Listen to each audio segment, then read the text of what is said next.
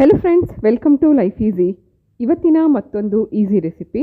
ಇದು ನುಗ್ಗೆಕಾಯಿಂದ ಮಾಡ್ತಿರೋವಂಥ ಒಂದು ಗೊಜ್ಜು ಅಥವಾ ಸೈಡ್ ಡಿಶ್ ಅಂತ ಅನ್ಕೋಬೋದು. ಹಾಗೆ ಇದನ್ನು ಅನ್ನಕ್ಕೆ, ಚಪಾತಿಗೆ, ರೋಟಿಗೆ, ಪೂರಿಗೆ ಎಲ್ಲರಿಗೂ ತುಂಬ ಚೆನ್ನಾಗಿರುತ್ತೆ. ಯೂಶ್ವಲಿ ನುಗ್ಗೆಕಾಯಿಂದ ಹುಳಿ ಅಥವಾ ನುಗ್ಗೆಕಾಯಿ ಸಾಂಬಾರು ಮಾಡಿದಾಗ ಎಷ್ಟು ಚೆನ್ನಾಗಿರುತ್ತೆ, ಅದೇ ರೀತಿ ಮತ್ತಷ್ಟು ರುಚಿ ಕೊಡೋವಂಥ ಮತ್ತೊಂದು ರೆಸಿಪಿ ಅಷ್ಟೇ ಈಸಿಯಾಗಿದೆ. ಪ್ರತಿ ಸತಿ ನುಗ್ಗೆಕಾಯಿ ತಂದಾಗ ಇದೇ ನಾವು ಮಾಡ್ಕೊಂಡು ತಿನ್ನಬೇಕು ಅಂತ ಅನಿಸುತ್ತೆ, ಅಷ್ಟು ರುಚಿ ಕೊಡುತ್ತೆ. ಸೊ ನುಗ್ಗೆಕಾಯಿ ಗೊಜ್ಜಿಗೋಸ್ಕರ ಸುಮಾರು 4 ನುಗ್ಗೆಕಾಯಿನ ನಾನು ಹೀಗೆ ನಾರು ಬಿಡಿಸಿ ಸಣ್ಣದಾಗಿ ಕಟ್ ಮಾಡಿ ನೀರಲ್ಲಿ ಹಾಕಿ ಇಟ್ಕೊಂಡಿದ್ದೀನಿ. ಮಸಾಲೆಗೋಸ್ಕರ 2 ಸ್ಪೂನಷ್ಟು ಬಿಳಿ ಎಳ್ಳು, 5-6 ಲವಂಗ, 2 ಪೀಸಷ್ಟು ಚಕ್ಕೆ. ಹಾಗೆ ಇದು ಬಿಳಿ ಎಳ್ಳು ನಾನು ಹುರಿದಿಲ್ಲ, ಹೀಗೆ ಹಸಿಯಾಗಿ ತೊಗೊಂಡಿದ್ದೀನಿ. ಹಾಗೆ 1 ಸಣ್ಣ ಕಪ್ಪಷ್ಟು ಕಡಲೆ ಬೀಜ, 1 ಸಣ್ಣ ಕಪ್ಪಷ್ಟು ತೆಂಗಿನಕಾಯಿ, ಹಸಿ ತೆಂಗಿನಕಾಯಿ, ಸ್ವಲ್ಪ ಕರಿಬೇವು, 1 ನೆಲ್ಲಿಕಾಯಿ ಗಾತ್ರದಷ್ಟು ಹುಣಸೆಹಣ್ಣು, ಅರ್ಧ ಸ್ಪೂನಷ್ಟು ಕಾಳುಮೆಣಸು, ಇದ್ರ ಜೊತೆಗೆ 2 ಟೊಮೆಟೊ. ಇದಿಷ್ಟು ಮಸಾಲೆಗಳಲ್ಲಿ ತುಂಬ ರುಚಿಯಾಗಿರುವಂಥ, ಬಾಯಿ ಚಪ್ಪರ್ಸ್ಕೊಂಡು ತಿನ್ನುವಂಥ ನುಗ್ಗೆಕಾಯಿ ಗೊಜ್ಜನ್ನು ನಾವು ಮಾಡ್ಕೋಬೋದು. ಮೊದಲನೇದಾಗಿ ಮಸಾಲೆಗೆ ಹುರ್ಕೊಂಬೇಡ. 1 ಸ್ಪೂನಷ್ಟು ಎಣ್ಣೆ ಬಿಸಿ ಮಾಡಿಕೊಂಡು ಅದರಲ್ಲಿ ಕಾಯಿ ಮತ್ತು ಕಡಲೆ ಬೀಜನ ಫಸ್ಟು ಹುರ್ಕೋತಾ ಇದ್ದೀನಿ. ಇದೆರಡು ಸ್ವಲ್ಪ ಸಮಯ ಹಿಡಿಯುತ್ತೆ, ಹಾಗಾಗಿ ಇದೆರಡು ಫಸ್ಟು 1 ನಿಮಿಷ ಹುರ್ಕೊಂಡ ನಂತರ ಉಳಿದಿರೋವಂಥ ಮಸಾಲೆಗಳನ್ನೆಲ್ಲ ಹಾಕೋಣ. ಈ ಸೈಡ್ ಡಿಶಲ್ಲಿ ತುಂಬ ರುಚಿ ಜಾಸ್ತಿ ಮಾಡೋದೇ ಇದೆರಡು, ಕಡಲೆಕಾಯಿ ಬೀಜ ಹಾಗೆ ತೆಂಗಿನಕಾಯಿ. ಇದೆರಡು ತುಂಬ ರುಚಿ ಕೊಡುತ್ತೆ, ಹಾಗೆ ಗ್ರೇವಿನ ಸ್ವಲ್ಪ ಗಟ್ಟಿ ಕೂಡ ಮಾಡುತ್ತೆ. ಇದೆರಡನ್ನೂ 1-2 ನಿಮಿಷ ಹುರ್ಕೊಂಡಾಗಿದೆ. ಇದು ಹುರ್ಕೊಂಡ ನಂತರ ಉಳಿದಿರೋವಂಥ ಮಸಾಲೆಗಳನ್ನೆಲ್ಲ ಹಾಕೋಣ. ಎಳ್ಳು, ಚಕ್ಕೆ, ಲವಂಗ, ಹಾಗೆ ಇದ್ರ ಜೊತೆಗೆ ಕಪ್ಪು ಮೆಣಸು, ಹಾಗೆ ಕರಿಬೇವು, ಹುಣಸೆಹಣ್ಣು. ಹುಣಸೆಹಣ್ಣನ್ನು ಆದಷ್ಟು ಸ್ವಲ್ಪ ಕಡಿಮೆನೇ ಹಾಕ್ಕೋಬೇಕು, 1 ನೆಲ್ಲಿಕಾಯಿ ಗಾತ್ರದಷ್ಟು ಹಾಕ್ಕೊಂಡ್ರೆ ಸಾಕು. ಯಾಕಂದರೆ ಇದಕ್ಕೆ ನಾವು ಮತ್ತೆ ಟೊಮೆಟೊ ಬೇರೆ ಹಾಕ್ತಿರೋದ್ರಿಂದ ಹುಳಿ ತುಂಬ ಜಾಸ್ತಿ ಆಗಿಬಿಡುತ್ತೆ. ಸಣ್ಣದೊಂದು ನೆಲ್ಲಿಕಾಯಿ ಗಾತ್ರದಷ್ಟು ಹುಣಸೆಹಣ್ಣು ಹಾಕಿ ಈ ಮಸಾಲೆ ಎಲ್ಲ ಹಾಕಿದ್ಮೇಲೆ 1-2 ನಿಮಿಷ ಹುರ್ಕೊಂಡ್ರೆ ಸಾಕು. ಇದೆಲ್ಲ ಹುರ್ಕೊಂಡ ನಂತರ ಸಣ್ಣ ಜಾರಲ್ಲಿ ಹಾಕಿ ಸ್ವಲ್ಪ ನೀರು ಹಾಕ್ಕೊಂಡು ನುಣ್ಣಗೆ ಒಂದು ಮಸಾಲೆ ರುಬ್ಬಿ ರೆಡಿ ಮಾಡಿ ಇಟ್ಕೋಬೇಕು.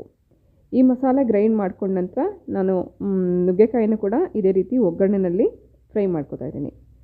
ಫಸ್ಟೇ ನಾವು ನುಗ್ಗೆಕಾಯಿನ ಎಣ್ಣೆಯಲ್ಲಿ ಫ್ರೈ ಮಾಡ್ಕೊಳ್ಳೋದ್ರಿಂದ ಅದರ ಹಸಿ ವಾಸನೆ ಎಲ್ಲ ಹೋಗಿರುತ್ತೆ, ಜೊತೆಗೆ ಗೊಜ್ಜಲ್ಲಿ ಕುದಿಸ್ಬೇಕಾದ್ರೆ ಬೇಗನೆ ಬೆಂದು ಹೋಗುತ್ತೆ. ನುಗ್ಗೆಕಾಯಿ ಯೂಶ್ವಲಿ ಬೇಯೋದಕ್ಕೆ ಸಮಯ ತೊಗೊಳ್ಳಲ್ಲ.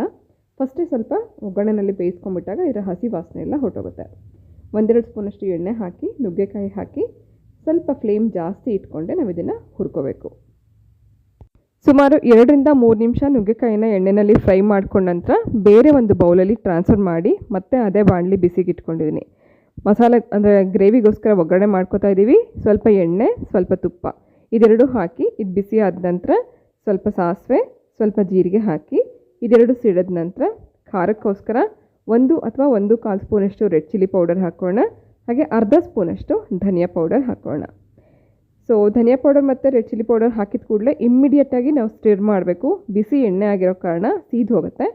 ಒಂದು 30 ಸೆಕೆಂಡ್ಸ್ ಅಷ್ಟು ನಾವು ಇದನ್ನು ಮಿಕ್ಸ್ ಮಾಡ್ಕೊಂಡ ನಂತರ ಮತ್ತು ನಾವು ರುಬ್ಬಿಟ್ಕೊಂಡಿರುವಂಥ ಮಸಾಲೆನೂ ಇದಕ್ಕೆ ಸೇರಿಸ್ಕೊಳ್ಳೋಣ.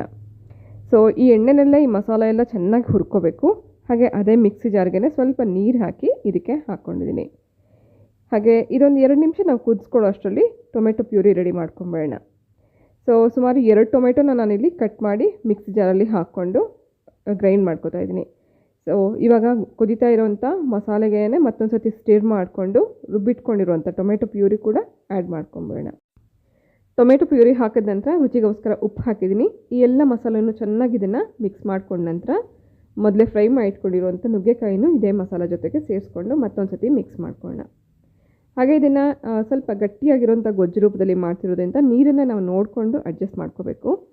ರೋಟಿಗೆ, ಚಪಾತಿಗೆ, ಪೂರಿಗೆ ಬೇಕು ಅಂತ ಅನ್ಸಿದ್ರೆ ಸ್ವಲ್ಪ ಗಟ್ಟಿಯಾಗಿಯೇ ಮಾಡ್ಕೋಬೇಕಾಗುತ್ತೆ. ಹಾಗೆ ಮುದ್ದೆಗೂ ಕೂಡ ತುಂಬ ರುಚಿಯಾಗಿರುತ್ತೆ. ಹಾಗೆ ಅನ್ನಕ್ಕೆ ಬೇಕು ಅಂದರೆ ಇನ್ನು ಸ್ವಲ್ಪ ತೆಳುವಾಗಿರಬೇಕು ಅಂದರೆ ಇನ್ನು ಸ್ವಲ್ಪ ನೀರನ್ನು ನೀವು ಅಡ್ಜಸ್ಟ್ ಮಾಡ್ಕೋಬೋದು. ಒಂದು ಸೆಮಿ ಕನ್ಸಿಸ್ಟೆನ್ಸಿನಲ್ಲಿದ್ರೇ ಇದು ರುಚಿ ಚೆನ್ನಾಗಿರುತ್ತೆ. ಲಾಸ್ಟಲ್ಲಿ ನೀರೆಲ್ಲ ಹಾಕಿದ್ಮೇಲೆ ಸುಮಾರು 1/4 ಕಪ್ಪಷ್ಟು ನೀರು ಹಾಕಿದ್ದೀನಿ. ಅರ್ಧ ಸ್ಪೂನಷ್ಟು ಸಾಂಬಾರು ಪೌಡರ್, ಸ್ವಲ್ಪ ಅರಿಶಿನ, ಸ್ವಲ್ಪ 1 ಇಂಚಷ್ಟು ಬೆಲ್ಲ ಹಾಕಿದ್ದೀನಿ. ಹಾಗೆ ನಾನಿಲ್ಲಿ ಪ್ಯೂರ್ಲಿ ಆಪ್ಷನಲ್ ನಾನು ಹೇಳ್ತಿರೋದು, ಸಾಂಬಾರು ಪೌಡರ್, ಬೆಲ್ಲ ಮತ್ತು ಅರಿಶಿನ ಬೇಕಿದ್ರೆ ಹಾಕೋಬೋದು, ಇಲ್ಲ ಅಂದರೆ ಕೂಡ ಅದಷ್ಟೇ ಮಸಾಲೆನಲ್ಲಿ ಗ್ರೇವಿ ತುಂಬ ಚೆನ್ನಾಗಿ ರೆಡಿ ಆಗುತ್ತೆ. ಎಲ್ಲ ಮಸಾಲೆಗಳೆಲ್ಲ ಹಾಕಿದ ನಂತರ ಮುಚ್ಚಿಟ್ಟು 2-3 ನಿಮಿಷ ನಾನು ಸಣ್ಣ ಉರಿನಲ್ಲಿ ಬೇಯಿಸ್ಕೊಂಡಿದ್ದೀನಿ. ಮೇಲ್ಗಡೆ ಎಣ್ಣೆ ತೇಲಿ ಬರ್ತಾ ಇದೆ ಅಂತಂದರೆ ಚೆನ್ನಾಗಿ ಬೆಂದಿದೆ ಅಂತ ಅರ್ಥ. ಮೊದಲೇ ನುಗ್ಗೆಕಾಯಿ ಬೆಂದಿರುತ್ತೆ, ಮಸಾಲೆ ಜೊತೆಗೆ ಬೇಯೋದಕ್ಕೆ 2 ನಿಮಿಷ ಅಥವಾ 3 ನಿಮಿಷ ಟೈಮ್ ಹಿಡಿಯುತ್ತೆ ಅಷ್ಟೇ. ನೋಡಿ, ರುಚಿಯಾಗಿರುವಂಥ ನುಗ್ಗೆಕಾಯಿಯಿಂದ ಮಾಡಿರುವಂಥ ಒಂದು ಸೈಡ್ ಡಿಶ್ ರೆಡಿಯಾಗಿದೆ. ಖಂಡಿತ ಒಂದು ಸತಿ ಟ್ರೈ ಮಾಡಿ, ನಿಮ್ಮೆಲ್ಲರಿಗೂ ಇದು ಇಷ್ಟ ಆಗುತ್ತೆ. ಸೊ ಸೊ ಇವತ್ತಿನ ಈ ರೆಸಿಪಿ ನಿಮ್ಮೆಲ್ಲರಿಗೂ ಇಷ್ಟ ಆಗಿದ್ರೆ ಪ್ಲೀಸ್ ಒಂದು ಲೈಕ್ ಮಾಡಿ. ಇವತ್ತಿನ ಈ ರೆಸಿಪಿ ಜೊತೆಗೆ ನಾನು ಹೊರಡ್ತಾ ಇದ್ದೀನಿ. ಮತ್ತೆ ಸಿಗ್ತೀನಿ ನಾಳೆ ಇನ್ನೊಂದು ಹೊಸ ರೆಸಿಪಿ ಜೊತೆಗೆ. Thank you for watching.